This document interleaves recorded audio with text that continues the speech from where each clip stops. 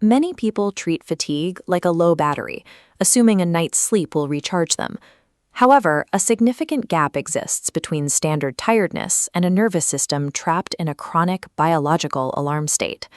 To understand how that trap works, we are going to look at 5 specific things: the clinical definition of this state, the biological difference between a problem and a physical reaction, the damage this does to the human body, the wider impact on society, and the psychological conditioning that keeps us stuck. Herbert Freudenberger's 1975 definition of burnout identifies a 3-part systemic breakdown rather than a temporary lack of sleep. The first pillar, emotional exhaustion, is the specific physiological fatigue that sets in when someone cares too much for too long without relief. This exhaustion eventually triggers depersonalization, a complete depletion of empathy, followed by a decreased sense of accomplishment.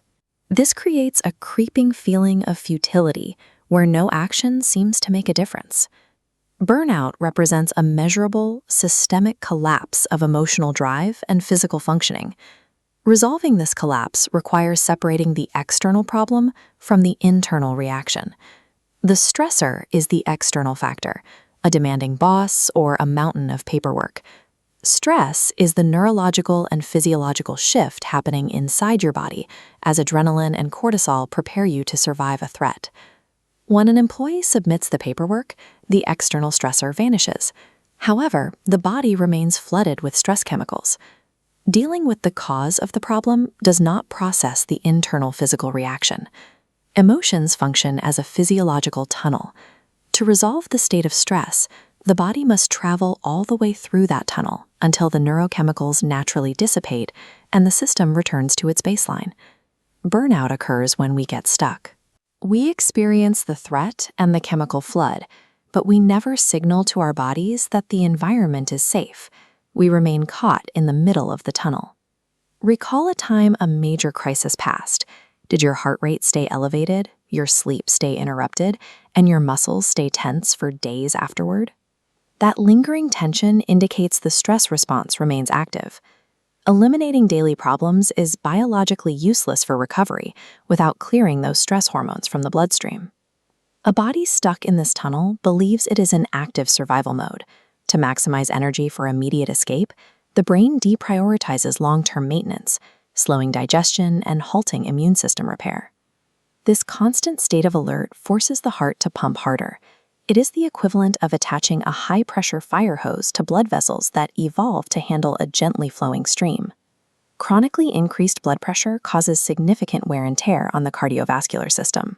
Over time, the physiological response intended to save a life leads to heart disease. When this physical toll depletes empathy and judgment, the external consequences affect everyone. Data suggests burned-out law enforcement officers respond to difficult situations more aggressively, while 40% of burned-out surgeons reported making a major medical error in the previous 3 months. These ripple effects scale into billions of dollars in lost productivity and earned benefits. Long-term studies even track higher mortality rates and heart attacks among workers who routinely skip their recovery time.